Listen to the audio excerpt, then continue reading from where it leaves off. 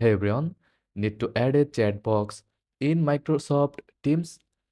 Let me show you how in just a few simple steps. First of all, open Microsoft Teams on your computer or mobile device and log in to your account. In the left sidebar, click on Chat to open your conversation panel. To start a new chat, click the New Chat button at the top and enter the name or email of the person you want to message. If you want a chat box inside a team or channel, go to the channel, click the Posts tab, and start a conversation by typing in the message box. You can send text, emojis, and even attach files using the chat box at the bottom.